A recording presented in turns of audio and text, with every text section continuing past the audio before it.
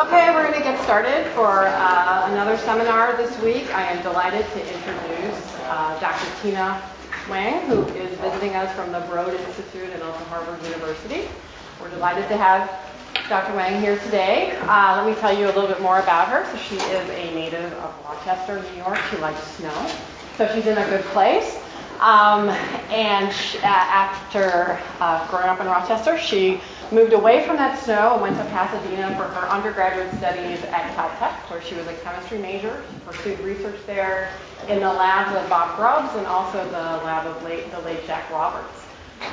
From there, she went to the East Coast, and she went to Yale University to pursue her graduate studies in chemistry. She worked in the laboratory of David Spiegel there as a chemistry biology interface trainee.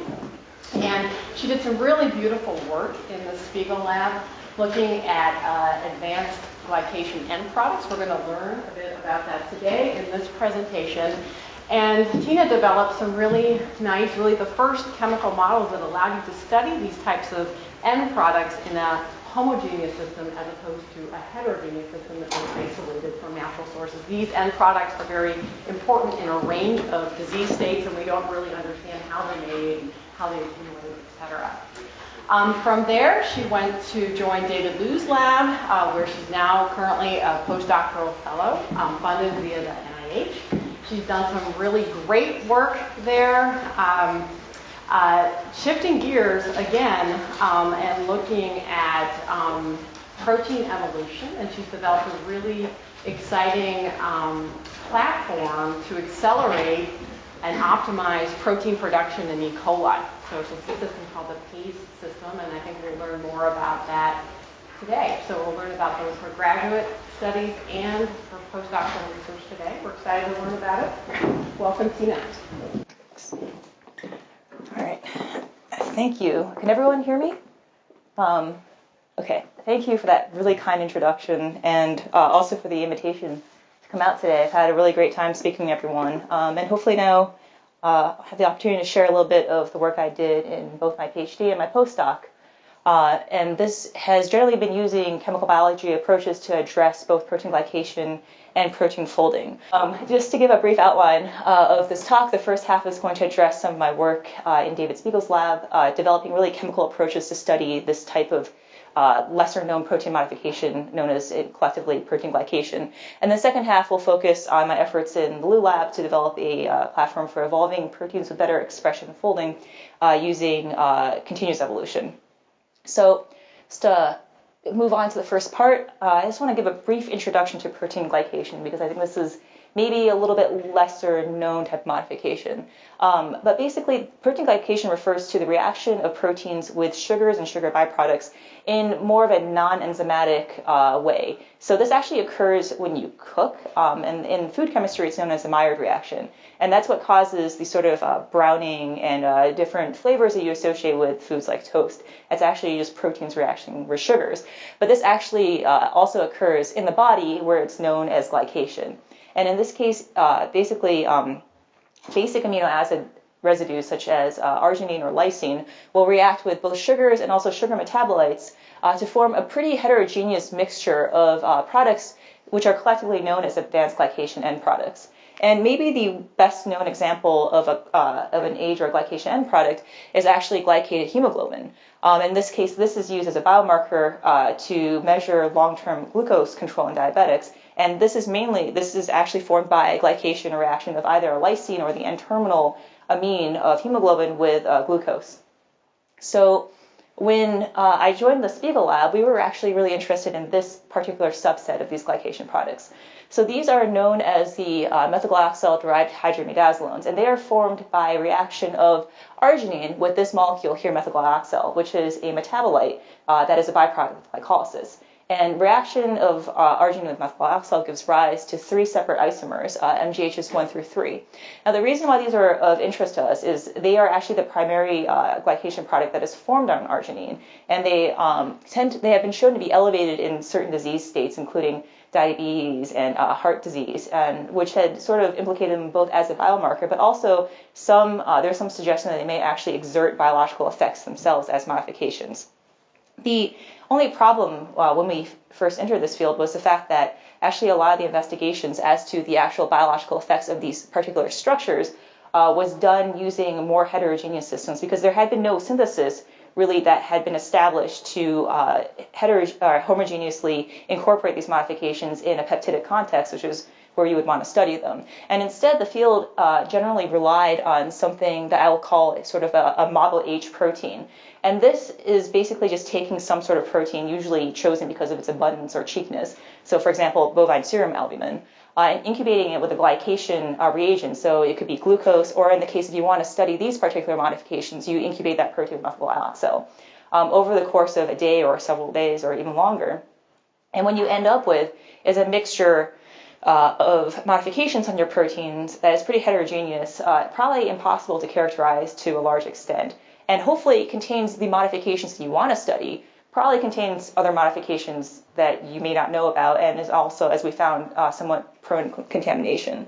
So to bridge this gap, a former postdoc in the lab, Randy Kartika, actually devised a synthesis to access all three of these MGH monomers as precursors for solid phase peptide synthesis.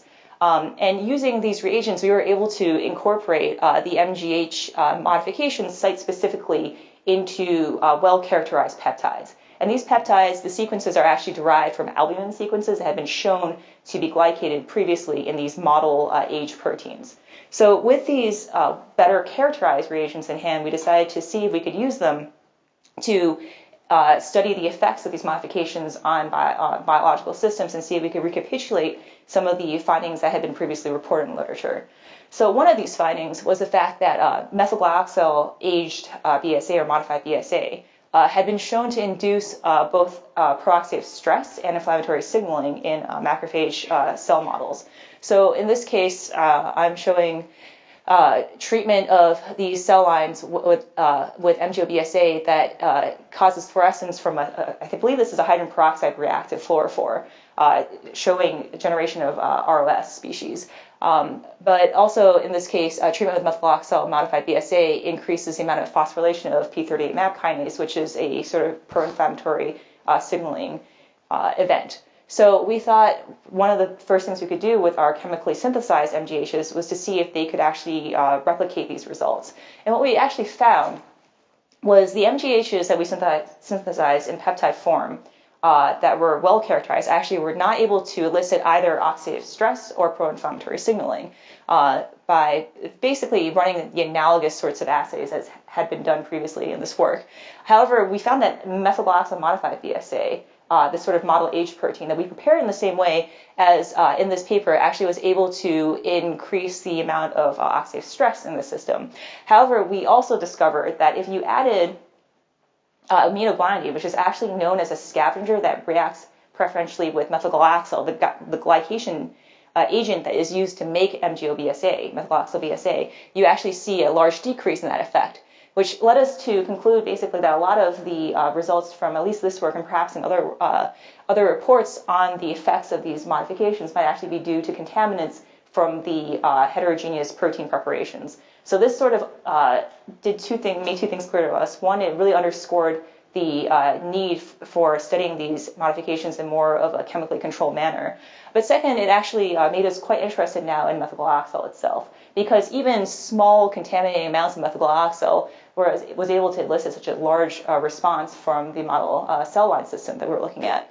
So at this point, I became very interested in methylglyoxal, and I looked into a little bit of more what this molecule is. So this is a very potent electrophile that is generated as a byproduct of glycolysis, and it is thought to be produced in all cells that actually undergo glycolysis. And in eukaryotic cells, it's been measured anywhere between nanomolar to micromolar in terms of concentrations and the way that you measure it. And it's been hypothesized to cause both inflammation, which, as you saw in the last slide, the pro-oxidative effect it had might be one channel by which it exerts that effect, but also protein dysfunction, presumably by modifying amino acids to produce glycation products and causing proteins to become dysfunctional in that way. And the levels of methylglyoxal are actually upregulated in diseases such as diabetes, again, in diseases where you have some sort of metabolic dysfunction. So one thing that we learned about methylglyoxal, though, was that in its study in biological systems has really been limited by its reactivity, because this is a very potent electrophile. And in general, up until this point, all studies on this molecule had been done using an HPLC-based method. So methylglyoxal itself is actually in biological samples derivatized with diaminobenzene to produce a quinoxalin that you can then separate out in your biological sample. And using chromatography, you can look at the peak that corresponds to that quinoxalin product and use that to back calculate how much methylglyoxal is in your sample. Now this technique, though quantitative, has a lot of drawbacks to it. For us, the reliance on chromatography limited the throughput of use, but also this is incompatible with looking at methylglyoxal in live systems, because you have to sort of process and lyse your samples before you can derivatize the methylglyoxal. So we thought it would be quite enabling if we could actually look at this molecule in using either in live cells or using live cell imaging. And when I was in graduate school, a really increased way method to do this that was gaining in popularity was the use of these reaction-based fluorescent probes. So these are molecules that are actually non-fluorescent to start out with in general, and then they either react with the analyte or the species that you want to sense to form a product that actually becomes fluorescent. And the advantage of these types of molecules is that they are compatible with live cell imaging, so they're compatible with live systems. And also, because they're compatible with imaging, you can look at your analyte in a spatial manner. And finally, a well-designed probe will be both very sensitive to the thing that you want to detect and also selective for that probe. So we thought that this might actually prove to be a good alternative to the diaminobenzene HPLC method for studying methylglyoxal. And in terms of developing one of these, we actually found a entry point quite quickly in this molecule here. So this is diaminofluorescent. It was developed by the Nagano group at University of Tokyo in the late 90s as a turn-on fluorescent probe for nitric oxide. And we were immediately drawn to this because you can see here there's this diaminobenzene that is also known to react quite specifically with methylglyoxal.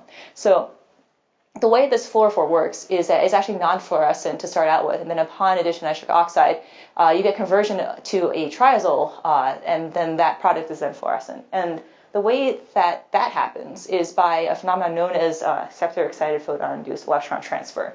So in this case, with the starting fluorophore, diaminofluorescent, actually what happens is this diaminobenzene is fairly electron-rich. And what it can do is it can actually donate an electron into the excited fluorophore, which will quench fluorescence. And what happens is when you react that diaminobenzene with nitric oxide, you get formation of a more electron-deficient triazole. And that actually lowers that HOMO energy, which ablates this type of interaction. That quenching no longer occurs, and you can get emission from the fluorophore. So this is a common strategy that is used for these types of fluorogenic probes.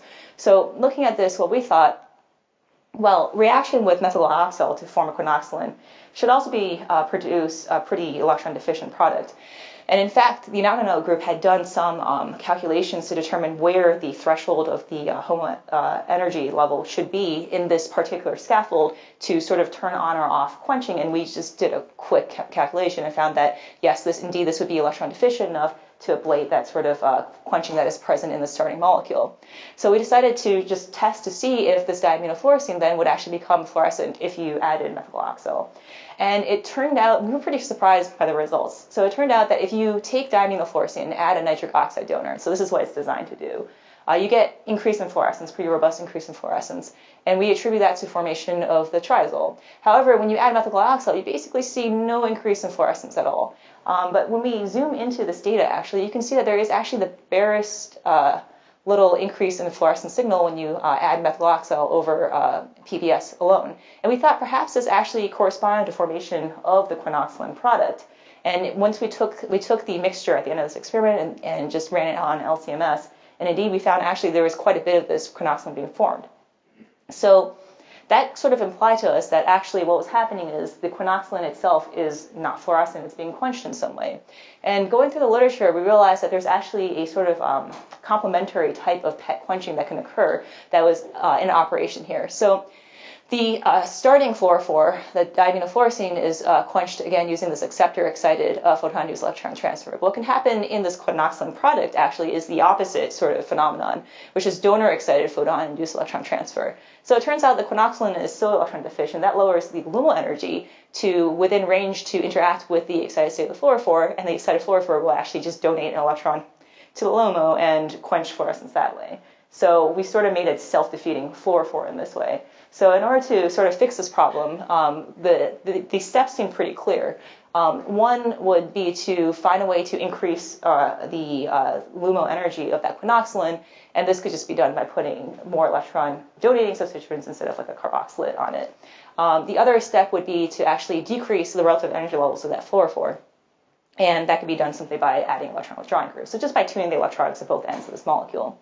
So at this point, we decided to actually, in order to synthesize some of these derivatives to test, we decided to move away from fluorescein and move towards this class of fluorophore known as the BODIPY dyes. And these are actually very good fluorophores. They're PET compatible, and they have good quantum yields and good flow stability. But importantly for our purposes, they can be pretty easily synthesized from the corresponding appropriately substituted benzaldehyde and pyrrole, which made, for us, switching out these substituents on both the fluorophore end and the arene moiety a lot more convenient. So we synthesized a number of these derivatives, and then we decided to test their ability to detect methylglyoxal, but via a fluorescence turn-on mechanism. So here I am showing on this graph the fold fluorescence increase upon addition of methylglyoxal. So again, with this diaminofluorescein molecule, as before, you get a pretty poor fluorescence increase, basically none at all, when you treat with methylglyoxal. And we take the sort of electronically analogous BODIPY derivative, you get the same thing. There's very little fluorescence increase. However, when you start adding electron withdrawing groups to the fluorophore end now, you start seeing a slight increase in fluorescence signal upon methylglyoxal treatment. And finally, if we add a electron donating group on the arene, we actually see pretty robust turn-on of fluorescence when we treat methylglyoxal, which sort of validated that the way that we were looking at the way this molecule is being quenched was maybe valid. So we decided to move on with this molecule here as our methylglyoxal detecting fluorophore for future experiments. And the first thing we did with it was just to look at its specificity for methylglyoxal over other species. So we did find that this fluorophore actually had pretty good selectivity for methylglyoxal over other dicarbonyls, including actually other alpha ketoaldehydes. And also, because this was based off of a scaffold that was originally designed to detect nitric oxide, we wanted to test the cross-reactivity there. And in this case, we did see some cross-reactivity. This is a nitric oxide donor with faster kinetics than the one that I had used previously, which is SNAP. And you can see there is definitely some increase in fluorescence here. However, given the fact that the concentrations of methylglyoxal are thought to be quite a bit higher under normal conditions in cells than nitric oxide, we thought perhaps this wouldn't be a huge problem as long as anyone using this fluorophore was aware of this potential convolution. So with this molecule, we were able to image methylglyoxal for the first time in living cells. These are just live HeLa cells loaded with the fluorophore and then treated with exogenous methylglyoxal. And we found the limited detection of this molecule to be about 1 to 5 micromolar of exogenously added methylglyoxal. But it did show that in this case, methylglyoxal, small molecule, could cross cell membrane and localize intracellularly. So since this work was done, the Spiegel Lab has collaborated with a number of different groups actually to use this fluorophore to look at methylglyoxal in various other systems. This has included glycolytic cancer cells that are treated that are grown under high glucose conditions, and also more recently looking at methylglyoxal synthesis in plants or formation in plants that are undergoing compatible pollination. So this has really been used and is continuing to be used to look at methylglyoxal in various systems.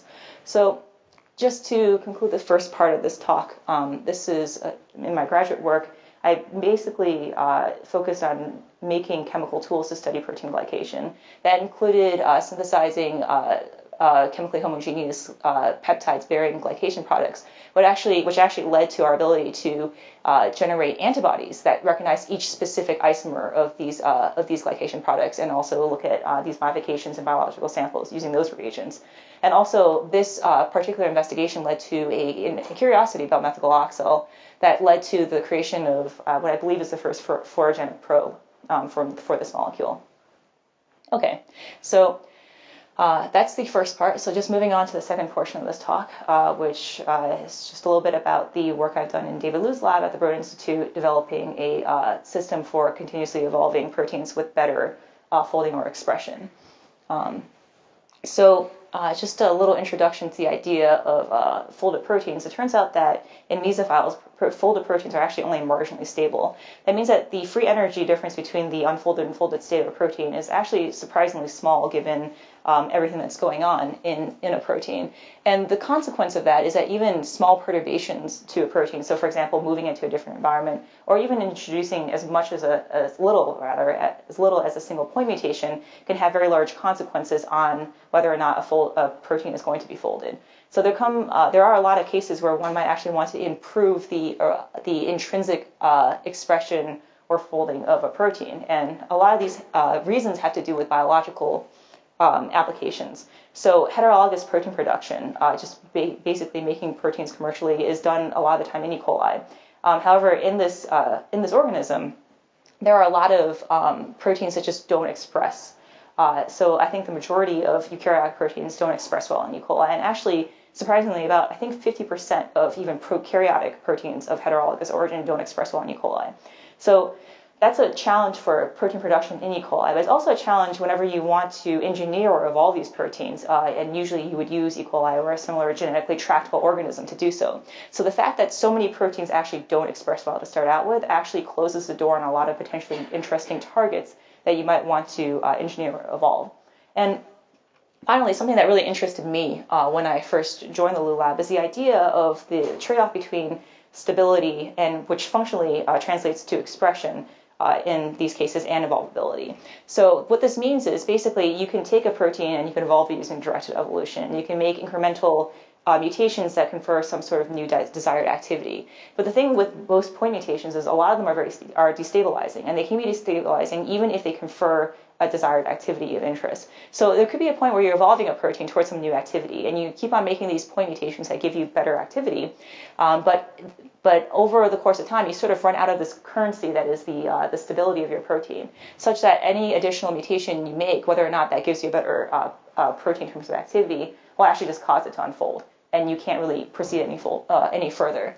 So one way to address this actually is to find a way to either to get back some of that currency in terms of either stability or expression of that protein. So find a compensatory mutation that actually increases that or furthers that trait, and that allows you to find the additional mutation to give you better activity that you couldn't before without the protein unfolding. So in order to look at ways to improve protein folding and expression, there are a couple of challenges to this problem. One of them is the fact that actually rational prediction of mutations that confer better properties in this area is still fairly difficult.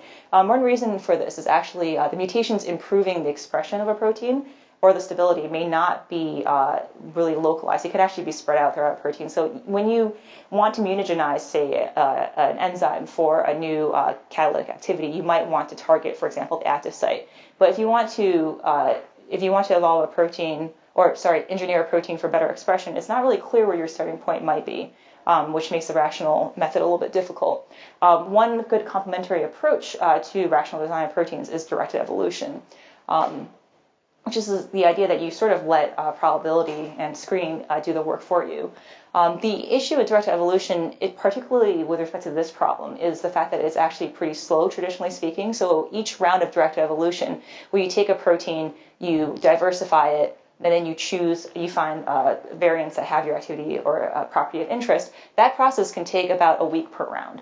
And that's fine if you're evolving a protein for some new desired activity. However, if you're trying to improve the expression of a protein so that you can then engineer or evolve it afterwards, you don't really want to spend a lot of time doing this before you even get to the part that you might be interested in, which is the activity improving portion. So in the Lou lab, there's actually, I realized there's this system that had been sort of developed that addressed a lot of these shortcomings. And this is PACE, which stands for phage-assisted continuous evolution. And the advantages of this system, this is a directed evolution platform that can perform directed evolution at, I think the cited number is up to 100 times faster than traditional laboratory evolution. So you maybe can sort of mitigate some of that upfront cost in terms of improving a protein's expression before you want to do anything else with it. The other advantage of PACE is actually it's done using random mutagenesis across the entire gene of interest. So you can really pick out, you can find the mutations that are localized potentially across your entire protein. And finally, the in vivo evolution actually is done in E. coli. So everything is done in the same context that then you might want to use this protein further on which is an advantage. So I'm just going to go over very briefly how PACE itself works. So this system has a few moving parts to it. So PACE takes place in something called a lagoon, which is a fixed volume vessel. And in this lagoon, we have a population of bacteriophage. And bacteriophage are basically just viruses that can infect bacteria. So this lagoon volume is actually constantly being turned over at some fixed rate. I'm going the wrong direction here.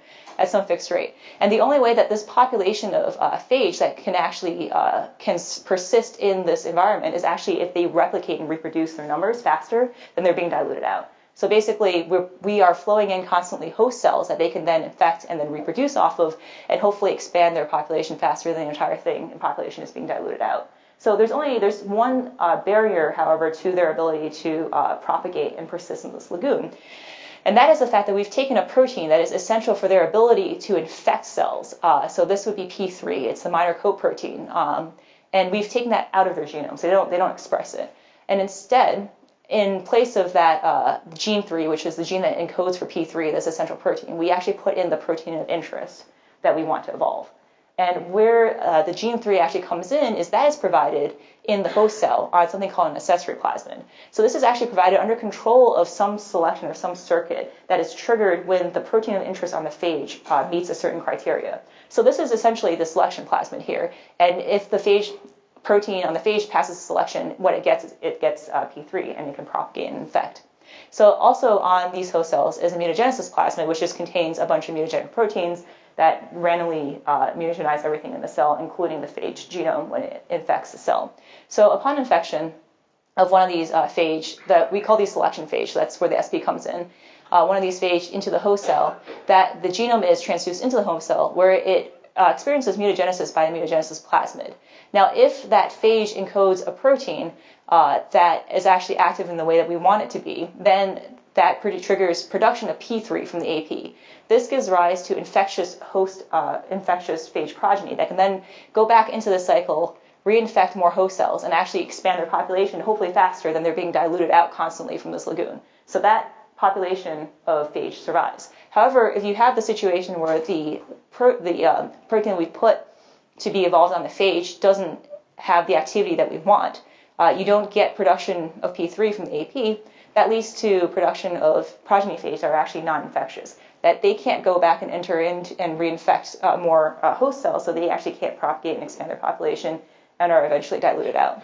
So really, it's only the phage that can persist in this lagoon and expand their population that survive. And that's mainly where the selection pressure comes from in PACE. So the one key thing about building a PACE selection then is that you have to somehow link the activity that you want to evolve to the production of P3 itself. So the way that we decided to do this in terms of protein folding expression was actually just to use a folding reporter. So these are based off of the observation that if you make a fusion protein, oftentimes the N-terminal part of that fusion will actually have exert a large effect on the folding of the entire fusion. So if you take some protein of interest that you're interested in studying the folding of, and you fuse it N-terminal to a reporter gene, so this might be GFP or antibiotic resistance or something.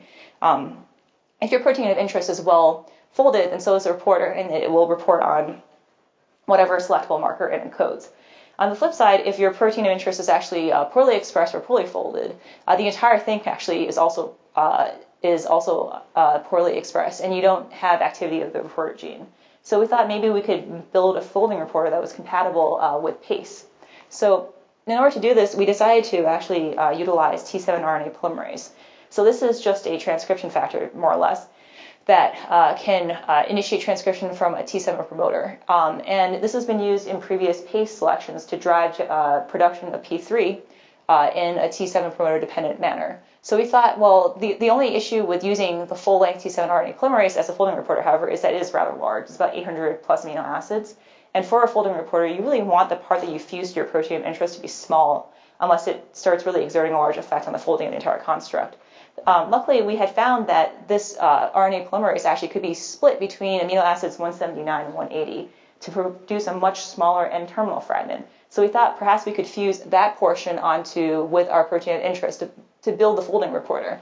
It turns out that you need both the N and the C-terminal portion to come together in order for the T7 RNA polymerase to regain transcriptional activity.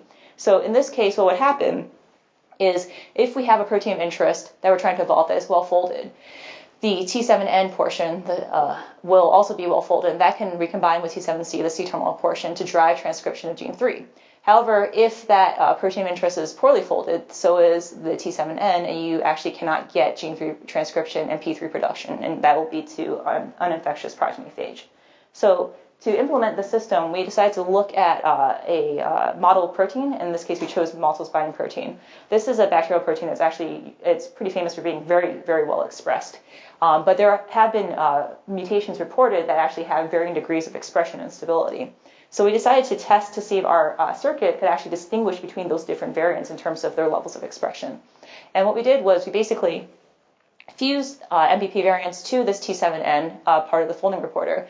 And instead of looking at gene 3 production, we decided to look at something that was more easily read out. So in this case, it was luciferase production from a T7 promoter. And what we found was that the amount of gene transcription we got from the system actually correlated pretty well with the expression level of the MBP variant that we fused to it. So this really implied to us that this circuit was able to distinguish between folded and unfolded proteins, and also was sensitive to the amount of expression that you saw in at least the soluble fraction of the cells that we were looking at. So there seemed to be a pretty nice relationship there. So given this data, we decided to move on to see if we could actually utilize this circuit in PACE. And what we decided to target to start out with was one of these mutants, these MBP mutants, that was especially poorly expressed. That's this double mutant here, and we were hoping to see if we could evolve this particular mutant to revert some of these mutations that we knew were detrimental to the expression of this protein. So after pacing it for about 72 hours, we did see partial reversion of one of these two mutations that led to a variant that was somewhat better expressed than the starting mutant, but was still a far cry from wild-type MVP. And at this point, we decided to then try to increase the certainty of the selection and evolve it further. And we started seeing something kind of strange, which is we saw enrichment of a lot of frame shift mutations in the phage gene. And for a while, it took a while to figure out what was actually happening here. But it turns out that for this selection to work, actually, the phage doesn't really need to make the protein of interest. All it really wants to make or needs to make is the N-terminal portion of T7 RNA polymerase.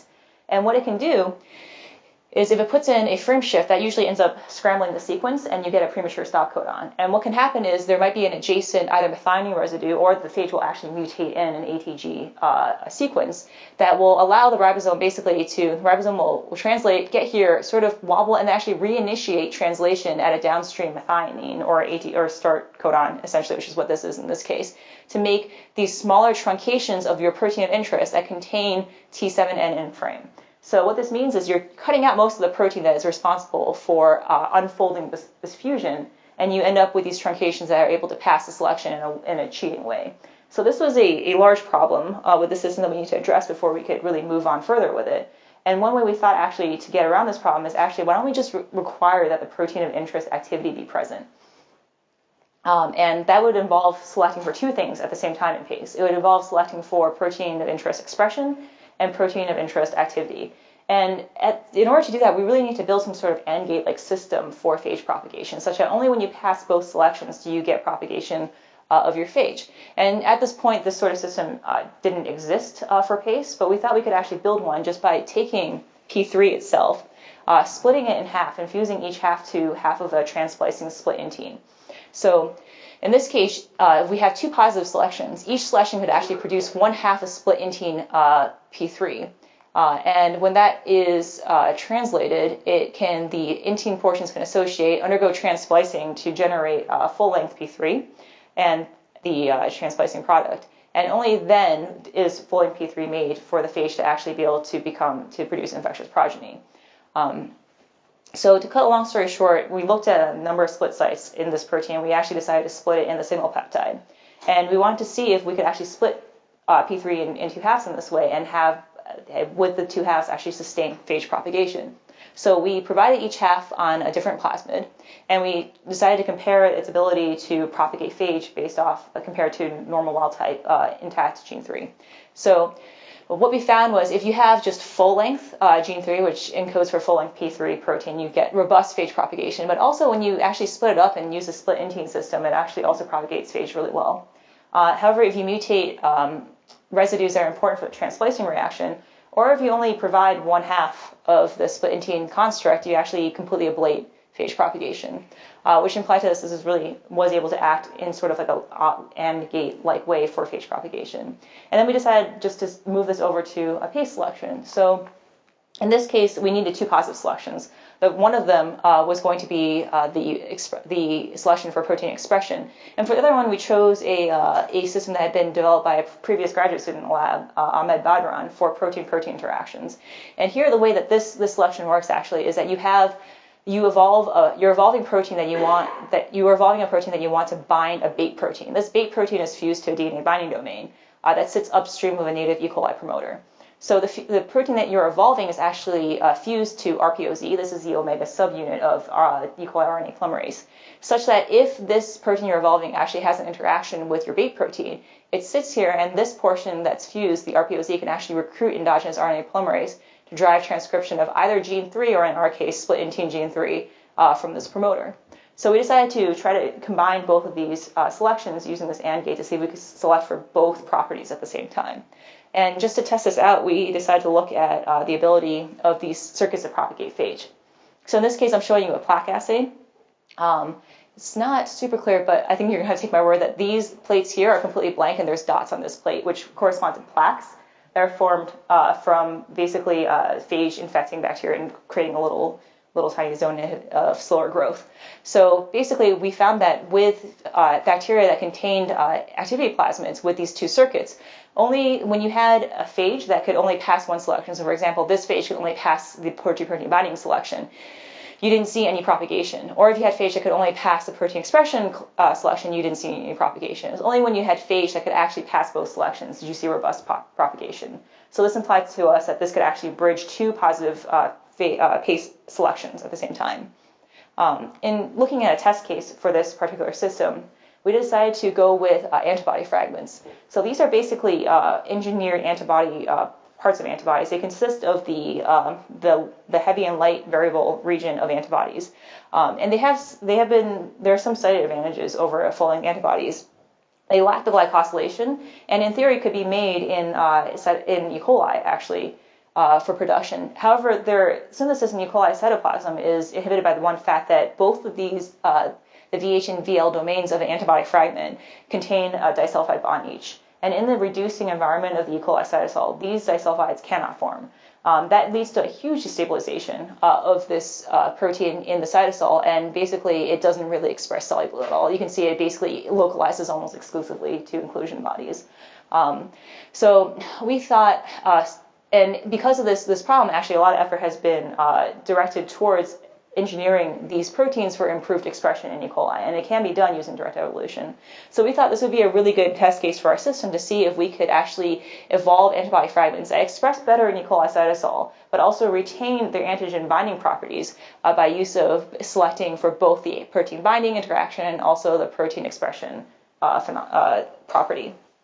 So we looked at two different antibody fragments with the system. These were previously reported. One of them binds a peptide derived from the yeast transcription factor, GCN4, and actually only after 3 days of PACE we were able to isolate variants that expressed better in E. coli. And also everything that we tested at least seemed to retain antigen binding ability. And the same held true of this Huntington peptide, antibody fragment. So again, in PACE, we were actually able to evolve it to express better, and be produced in larger amounts solubly in E. coli, and also maintain its antigen binding property, which really implies to us that both selections in our system were exerting selection pressure in this experiment. So this system then works pretty well now. You can improve the expression of proteins so long as you have an existing PACE selection for their activity. But we really wanted to be able to evolve really any protein of interest in order to improve its expression. And in order to do that, we really had to address this problem of forming these cheating truncations. So again, basically what the phage would do is it would cut this protein in half, and and you would get a truncation that contained all of the folding reporter part, the reporter part of the folding reporter, and a little chunk of the protein of interest. So we actually thought that we could get around this problem by applying both the split intine P3 and gate and also the protein binding interaction in a sort of judicious way. And the way that we thought we might be able to do this is actually, in order for this selection to work, the protein binding selection to work, the binding partner has to be physically linked with RPOZ, because the binding partner is what recruits the RNA polymerase, the endogenous RNA polymerase here, by way of this RPOZ. So we thought that maybe if we put like an affinity peptide or something N-terminal of the protein of interest and fused, of course, RPOZ at the very C-terminal, we would force the phage to basically have to translate through this entire thing to physically link the affinity tag, which is this GCN4 peptide that binds to this GCN4 antibody fragment, physically link that with RPOZ. This way, if the phage decided to make these truncation products, so for example, if we put a stop code on here and reinitiated translation downstream, this would actually physically sever the binding partner and RPOZ, which means that these phage would actually no longer be able to pass the protein binding selection, which in this case we're actually just using as a condition to make sure that the phage don't evolve a solution that we're not happy with. So we decided to take this system and just test it out and go back to the MVP evolution. So before, we were able to sort of partially revert this double mutant to a stage where it sort of partially expressed better, but not to wild-type MVP levels. And any additional evolution we saw gave rise to these chain truncations. Well, we decided to evolve it using this new system, and actually we were able to almost completely revert MVP at this point. And we were able to isolate variants that really expressed quite well, and some of them really quite on par with wild-type MVP. And we didn't isolate any chaining truncations from the system at all, really implying that our system was constraining evolution in the way that we wanted. So in terms of looking for an actual useful application of this technology, we actually found one in our own lab. And this had to do with the system for base editing. So this was developed by Alexis Komar, who was a postdoc in the lab during about when I first started. And this base editing is actually a technology that can be used to site-specifically make mutations in DNA. So this could be genomic DNA or a plasmid. And the way this works, very briefly, I'm going to go over this very quickly, is it takes advantage of Cas9. So Cas9, for anyone who's not familiar with it, is actually a protein that can just localize, sequence specifically to DNA by use of a complementary guide RNA sequence. So what she did was she took Cas9, Alexis took Cas9 and fused it to an enzyme known as cytidine deaminase. This is a protein that can deaminate cytidine into uracil, which is actually then read to T. So effectively, it makes a C to T mutation in DNA. So by tethering that to Cas9, she actually was able to sequence specifically make C to T mutations in the genome of HEK cells. So this has been incredibly powerful technology. It's been widely used by our lab and other labs since it's been published. However, both we and others have actually found that in some cases, these base editors, as they're called, don't work particularly well. And part of the reason actually has been cited is the fact that they don't seem to express particularly well. So this is looking at the expression of BE3. This is one of these base editors that contains the cytidine deaminase in, I think, mouse fibroblasts. And you can see really there's very little protein being made, especially if you compare that to Cas9 by itself, which expresses quite robustly. So this led us to maybe conclude that the problem with the expression of this construct would actually lay in the cytidine deaminase itself, which in the case of BE3 is this protein called RAT-APOBEC1 or R-APOBEC1.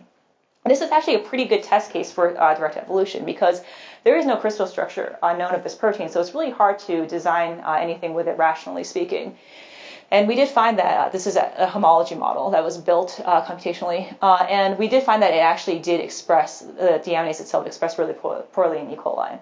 So we decided to see if we could improve the expression of this enzyme using our system with the goal of making base editors that then express better and maybe would have higher apparent activity in that way.